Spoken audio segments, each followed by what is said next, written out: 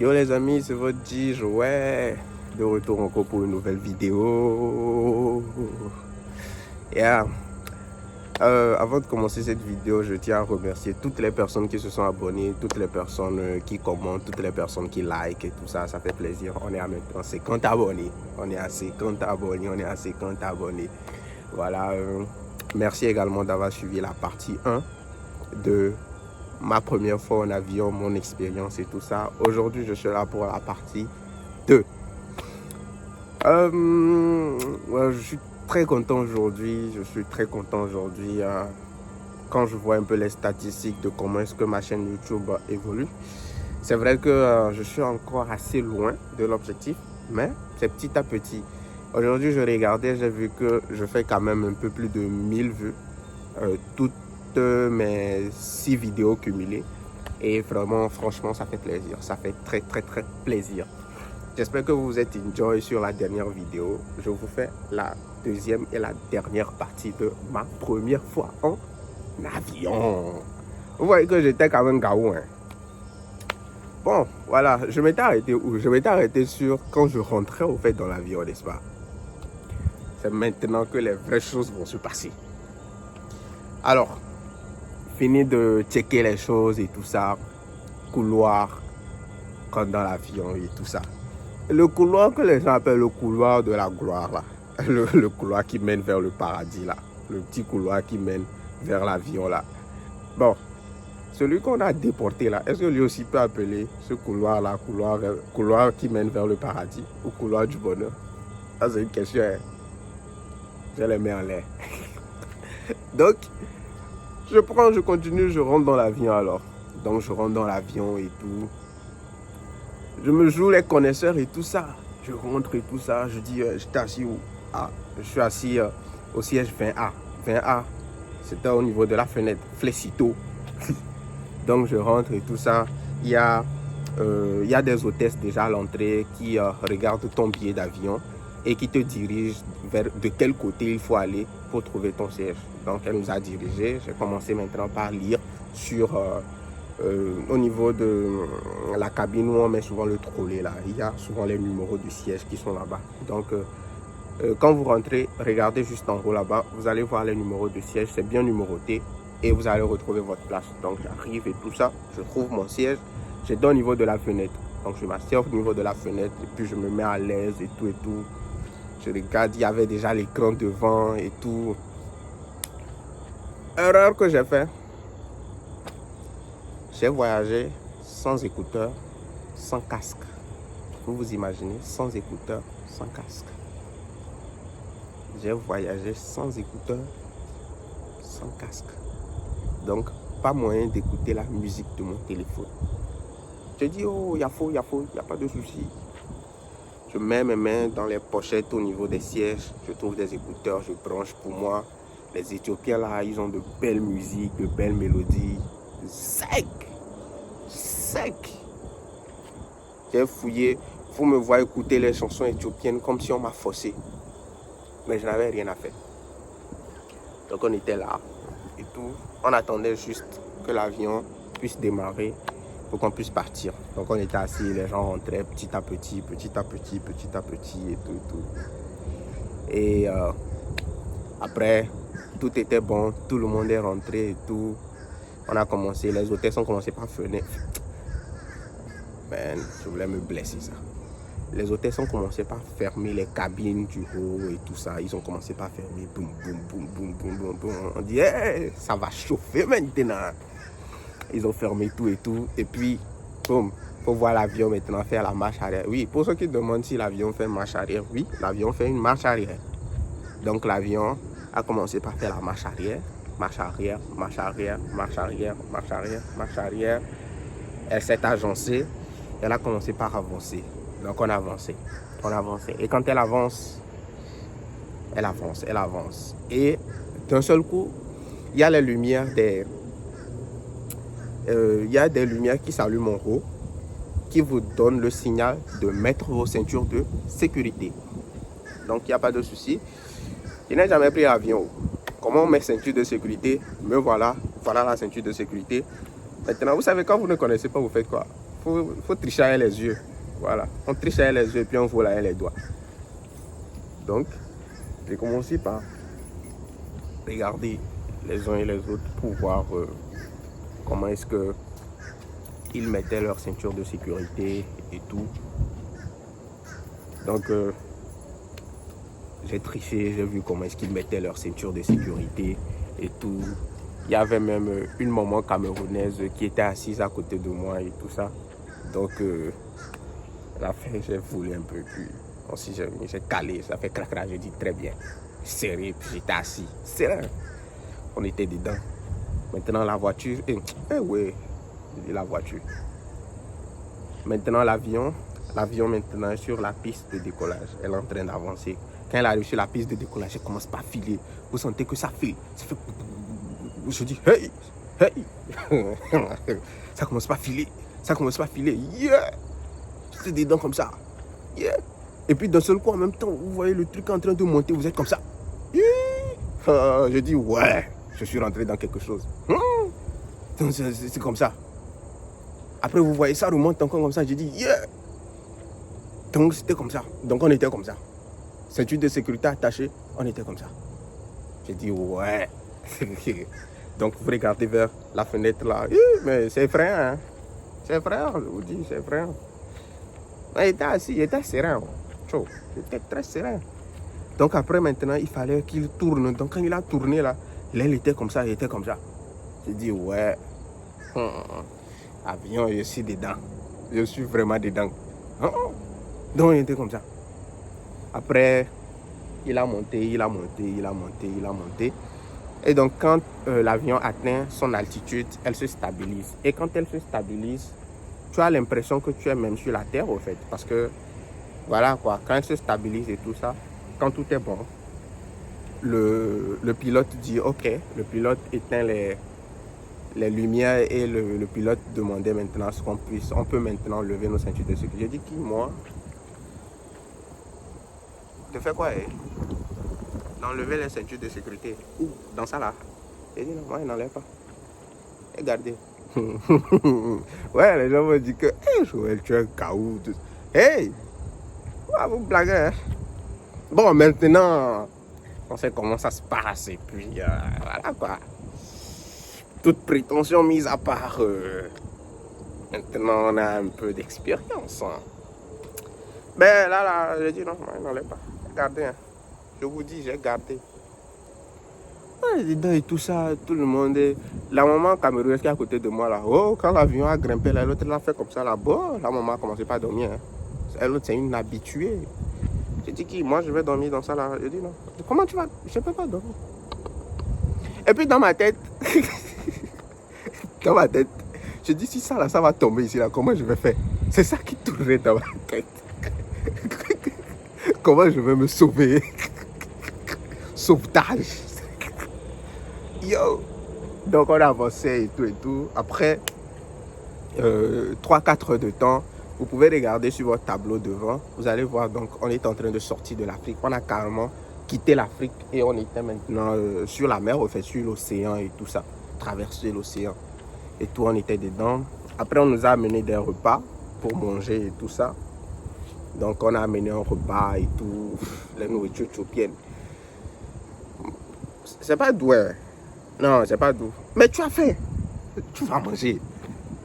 Maintenant, il faut me voir choco anglais, comme si je maîtrisais l'anglais. Donc, il faut me voir en train de choco.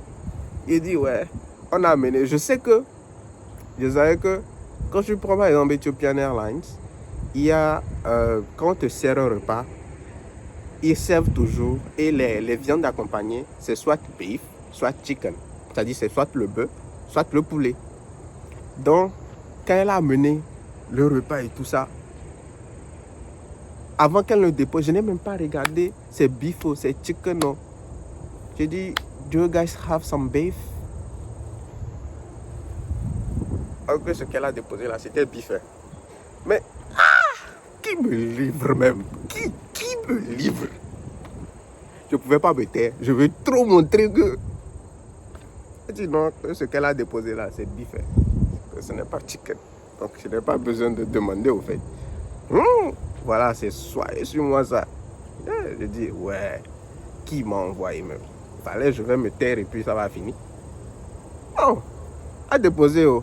Après, elle demande quel jus de fruits vous voulez. Je dis, bon, je vais prendre jus d'orange et tout ça.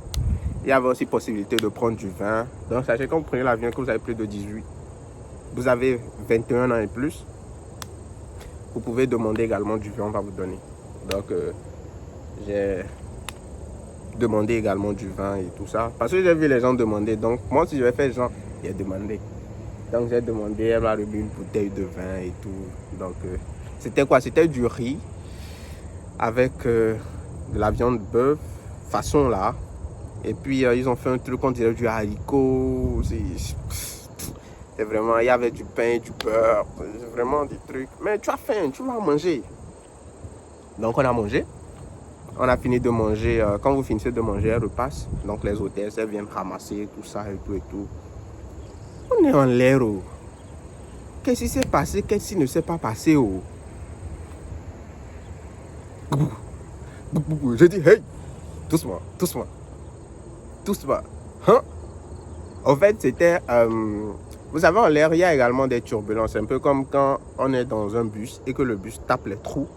En l'air également, il y a ça. Quand l'avion cogne des blocs de nuages, ça secoue un peu l'avion. Donc, ça fait... Je dis, hein? Doucement, doucement. Ceinture de sécurité, n'oubliez pas, il était toujours attaché. Yeah, on est ici. On est ici. Donc, on était dedans. Déjà après 6 heures de vol, parce que sachez que je devais faire 10h45 minutes de vol. Donc, sachez qu'après 6 heures de vol, j'étais fatigué. Donc, pour ceux qui pensent que l'avion, c'est prendre un luxe, je vous dis que l'avion, c'est chiant. Surtout lorsque vous avez un long vol à faire, c'est très chiant parce que vous n'avez rien à faire. Bon, ceux qui sont en business class, qui ont en classe à faire, je ne les mets pas dedans. Mais les nous, comme ça, en économie, c'est chiant. C'est chiant, tu n'as rien à faire. Et surtout, si la compagnie que tu prends n'a pas de bons films et tout ça, c'est vachement chiant. Mais sachez que pendant le vol, par exemple, vous pouvez demander certaines choses. Hein. Si vous voulez prendre du jus, vous voulez prendre de l'eau, vous voulez prendre du vin, vous pouvez toutefois demander les hôtesses, elles vont vous amener ça. Donc on était dans la zone de turbulence, ça faisait je dis ouais, ça c'est fantastique ça, c'est très fantastique. Donc on évoluait, quand vous regardez sur la carte et tout ça, ça évolue. Mais c'était toujours sur l'eau et tout ça, on évoluait. Donc, quand ça devient chiant et tout ça, tu ne sais plus ce que tu vas faire. Tu es là, juste tu es ennuyé et tout ça. Il y a d'autres qui dormaient, d'autres qui discutaient et tout ça. Et ça parle anglais de tous les côtés. Donc, pas de souci, tout était bien et tout ça. Donc, on était toujours dedans et tout. Et je pense 2-3 heures de l'atterrissage ou 4 heures de l'atterrissage. Deuxième repas, ça vient également. Cette fois-ci, je ne parle plus. Non, je me suis tué, on a amené mon repas et tout ça. On m'a encore donné une bouteille de vin. J'ai demandé, bien sûr. Bouteille de vin, comment ça s'appelle? Du jus de fruits. Et puis, voilà, le même repas, en fait. Donc, tu as toujours faim. C'est pas doux, c'est doux. Petit frère, faut manger. Tout ça, c'est dans ton billet d'avion. Voilà. À la fin, je vous dirai à combien a coûté mon billet d'avion. Pour ceux qui veulent savoir, donc restez jusqu'à la fin de la vidéo. Je vous dirai combien a coûté le billet et comment est-ce que j'ai pu l'acheter. Donc, on a mangé encore le deuxième repas et tout ça. Sachez que vous avez droit à 2 repas. Donc, on a mangé le deuxième repas. Tout était bon et tout ça. Et d'un seul coup maintenant, sur la carte, vous allez voir que vous rentrez dans le continent américain. Voilà, donc vous rentrez dans le continent américain. Vous allez voir au fait que... je ne vais pas dire ça. Non, je ne vais pas dire ça. Je ne vais pas dire ça. Laissez tomber, je ne vais pas dire ça. Si je dis ça ici, là, il y aura un attachement sur moi. Je ne veux pas de problème. Donc, vous allez voir que vous rentrez dans le continent américain. Et donc, quand vous êtes presque à l'atterrissage, le pilote va vous dire... Et puis, Éthiopien n'a pas bon anglais. Hein. Ça, là, je voulais dire ça depuis. Éthiopien n'a pas bon anglais. Hein. Anglais que j'entends qu'anglais. Non. Ça, c'est pas anglais que Éthiopien parle. Ça c'est quoi ça? Ça, c'est quoi anglais? Ça, c'est quoi ça? Voilà, ça c'est éthiopien mélangé de mandara, façon et wolof, accompagné de nushi. Ça c'est pas anglais. Donc, le pilote annonce au fait, il annonce l'atterrissage au fait. Donc, vous avez toujours vos ceintures de sécurité et il va commencer par atterrir. Et quand pour atterrir au fait, il n'atterrit pas d'un seul coup, mais l'avion atterrit en 3 ou 4 temps. Parce qu'il doit perdre de l'altitude. Il perd de l'altitude, il avance. Il perd de l'altitude, il avance. Il perd de l'altitude, il avance. Et maintenant, vous allez commencer par voir le paysage et il va voir la piste d'atterrissage pour atterrir. Donc, je dis, ok, il n'y a pas de souci, on va atterrir. Décollage, ça va, on a géré. On était tête en l'air, il n'y a pas de souci et tout. On dit, ok, il n'y a pas de souci. On avance, on avance, on avance, on avance. L'avion avance et tout ça. Et bien avant ça, dans l'avion, quand je dis que tu peux être le plus intelligent au monde, quand c'est ta première fois à là, vous allez penser que je mens ou je raconte des balivernes. J'ai fermé un tout petit peu les yeux dans l'avion. Quand j'ai ouvert les yeux, je me suis rendu compte que c'était sombre. Et je dis que bon, ça c'est sûr qu'on est en train de traverser une zone de turbulence. Enfin, j'étais avec ma petite soeur. Donc ma petite soeur me demande, mais parce qu'on a ouvert les yeux au même moment et elle me demande, mais pourquoi c'est sombre dans l'avion? Et je dis, bon, on est en train de traverser une zone où il fait nuit. Ma petite soeur dit, ok, d'accord, il y a faune. Elle rentre aux toilettes. Elle se rend compte que mais c'est clair au fait. Elle revient et me dit que non, jamais.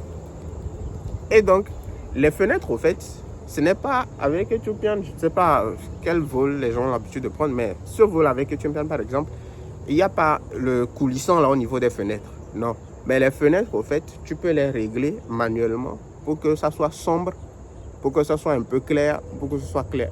Et je me suis rendu compte que non. Au fait, c'est eux-mêmes qui ont réglé les fenêtres pour que ce soit sombre. J'ai dit, ouais. Quand on est en train de traverser une zone, il fait nuit. Il fait nuit. Donc, on est à l'atterrissage. Le pilote dit alors qu'il va atterrir et tout ça. Donc, on serre les ceintures encore. Tout le monde met sa ceinture de sécurité et tout ça. Bon, il y a des gens qui ne mettent pas. Hein. Tant mieux. Après, maintenant, vous entendez deux seuls coups en même temps. On dirait qu'il a lâché les gaz. Ça fait... Je dis, hey. Je dis, hey. J'ai commencé par serrer les fesses. J'ai dit, ah, doucement. Quel doucement ici. Il n'y a pas de souci. Atterri encore. On évolue. De seul coup, encore, vous sentez qu'il est en train de laisser encore. Ça dit qu'il est en train de lâcher les vitesses encore. Atterrissage. Ça fait... Je dis, faut me voir tenir les bords là de mon siège comme ça, serrer les fesses. On dirait que... Ce que je vous dis là... Vous ne pouvez pas comprendre. C'est pas du jeu. Hein? Quand vous parlez de décollage et d'atterrir, vous pensez que c'est l'amusement. C'est pas du jeu. Quand c'est ta première fois. C'est là-bas.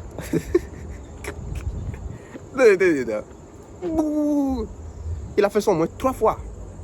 Donc, quand il a fait une 3e fois, il continue maintenant par atterrir. C'est là où maintenant tu vois le paysage. Je commence par voir les routes, les highways, tout ça là. Je vois les échangeurs, pas les ponts, les échangeurs, tout ce qui... Je dis ouais.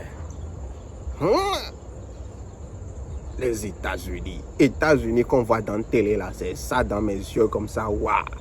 J'ai dit ouais. Mais j'étais quand même heureux, hein. J'étais fier et tout ça.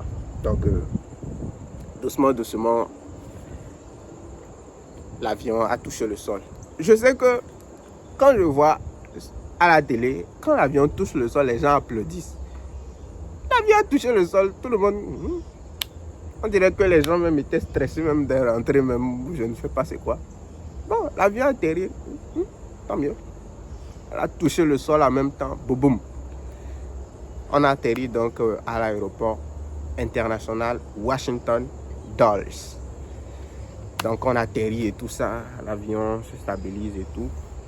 Colle le truc, maintenant il faut sortir. C'est là où j'enlève ma ceinture de sécurité. Ah oui, j'enlève ma ceinture de sécurité. Donc, ça veut dire que pour sortir dans l'avion, on sort au fait à tour de rôle.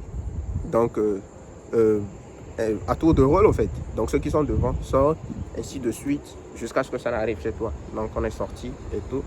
Donc, j'ai repris mon sac au dos, passeport en main, billet d'avion en main. Bref, j'avais tous mes documents. Parce que maintenant, ce qu'il fallait faire, c'était quoi? C'était l'immigration. Donc, on est sorti, on a pris le truc. Donc, vous suivez la queue. Pour ceux qui vont se demander, mais quand c'est ta première fois, comment est-ce qu'il faut se débrouiller tous? Suivez juste la queue. Parce que quand vous quittez l'Afrique et que vous arrivez, les aéroports internationaux, c'est Chicago, c'est Newark, c'est Washington. Je crois que c'est les 3 aéroports internationaux. Donc, tous ceux qui sortent de l'avion vont directement à l'immigration. Donc, vous suivez juste la masse jusqu'à l'immigration. Maintenant, après l'immigration, si vous avez un autre vol à prendre, vous prenez vos valises ou vos bagages, vous allez vous enregistrer vers le prochain vol et vous continuez. Si vous sortez, vous sortez. Donc, moi, c'était ma destination finale. Donc, je suis la masse et tout. Ensuite, on nous dirige, on rentre dans un truc là. Je ne sais pas si c'est un bus ou c'est un cargo, c'est une fourgonnette, je ne sais même pas. Donc, nous tous, on rentre dedans et tout ça. Les Africains venus de l'Afrique. On est rentré dedans et tout ça. Et le truc maintenant nous a pris au fait de là où l'avion a atterri jusqu'à dans le hall de l'aéroport au fait. Parce que l'avion a atterri loin du hall. C'est là où vous voyez ce qu'on appelle un aéroport. Ici en Afrique on a aéroport. Mais ici on a aéroport. C'est deux choses différentes. Donc, on rentre dans le truc et tout. Et puis, on avance. Et donc, le truc vient se coller, au fait, au hall. Et dans la fourgonnette, donc, j'ai rencontré une maman burkinabé qui vient du Burkina et qui allait au Texas. Donc, elle devait passer par Washington, prendre un autre vol, le vol United Airlines pour le Texas. Parce qu'elle allait à San Antonio. Donc, du coup, elle atterrit, on atterrit et tout ça. Donc, on sort et tout. Donc, on sort, on rentre dans le hall. Donc, moi, je lis les indications. Parce que je me suis beaucoup préparé. Donc, je lis les indications et tout ça. On arrive. Escalier roulant. Moi, j'ai mis le pied comme ça, là. Yo! J'ai dit, Seigneur, il ne faut pas me mettre la honte ici, hein. Pas du tout. J'ai mis le pied en même temps, là. J'ai pris en même temps, j'ai tenu. Fini, j'étais sur ça. Donc, on est descendu et tout ça. Et donc, on est descendu des escaliers roulants. Dès que tu tournes en même temps, c'est l'immigration, ça. Donc, au niveau de l'immigration, il y a 2 couloirs. Il y a le couloir des citoyens résidents permanents et il y a le couloir de ceux qui viennent d'arriver avec des visas. Bon, prochainement, quand je sors des États-Unis, je reviens, je serai dans la ligne des citoyens et des résidents. Proud to be here.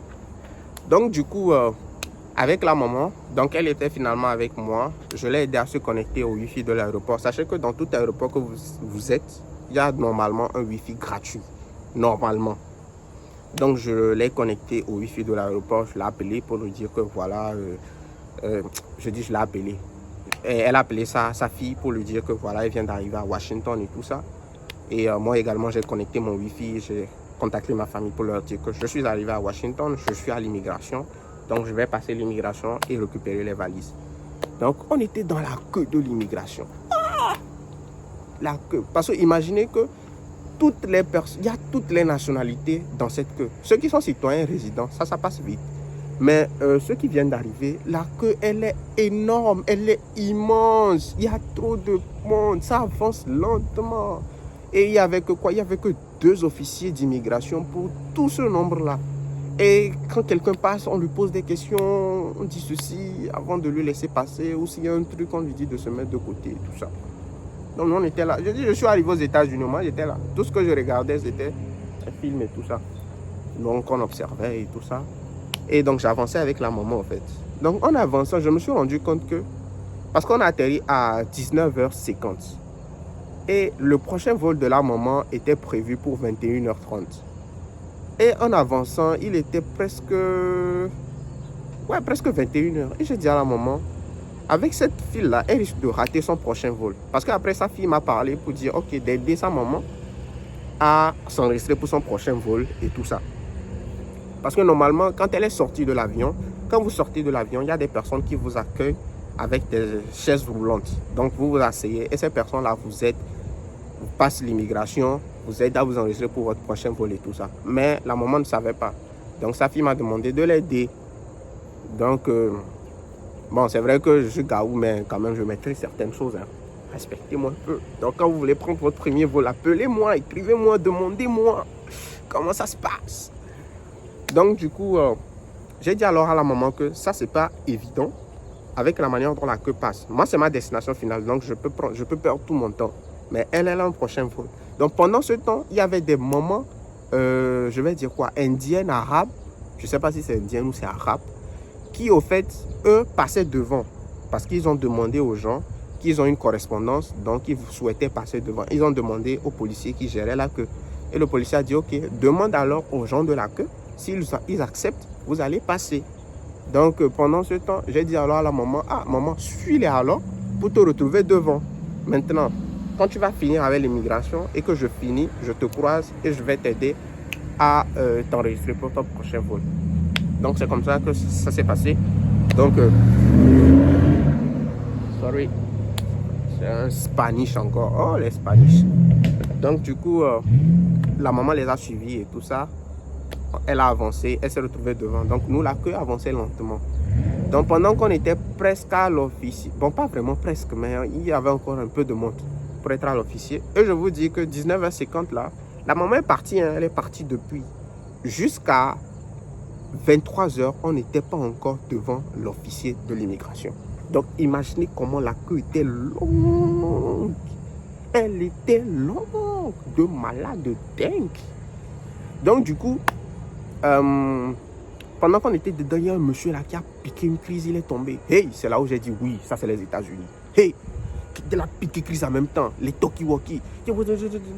Just non, non, non, non, non. Vous connaissez l'anglais des Américains là. Hey, ils sont sortis en même temps de gauche et de droite avec les machines, tout ça là. Ils sont sortis en même temps, les secouristes là, papa, les civières, tout ça là. Hey, je dis ça là. Si c'était quelque part, je ne parle pas de Lomé, je ne parle pas du Togo. Je n'ai pas parlé de quelque part. J'ai dit si c'était quelque part. Quelque part. Et nous y a. Bon, pour ceux qui ne comprennent pas, mais je vais dire ça en éveil. Et nous, minesi. Mijezo bonne, mijezo. Et nous matin, mikoko. Et tanubalo, anibon. Mikoko. En français, c'est quoi? Il a bu de l'eau. Achetez-lui la bouillie. Il a bu, il a mangé. Que la tête ne touche pas le sol. Prenez-le. Sa famille est où?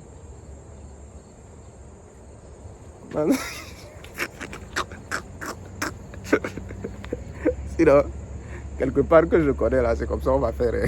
Ici là, hey, les secouristes sont sortis en même temps. Papa. Je dis ouais, perfect. Donc on est venu le prendre et tout ça. Pendant ce temps, la queue réservée aux citoyens, aux résidents permanents, tout le monde est passé. Donc il n'y avait plus personne là-bas. Donc du coup, ils ont vu qu'il y a trop de monde. Eux-mêmes, ils ont décidé de décanter. Donc du coup, nous maintenant, on est parti vers la queue des citoyens, des résidents en fait, pour décanter au fait les queues.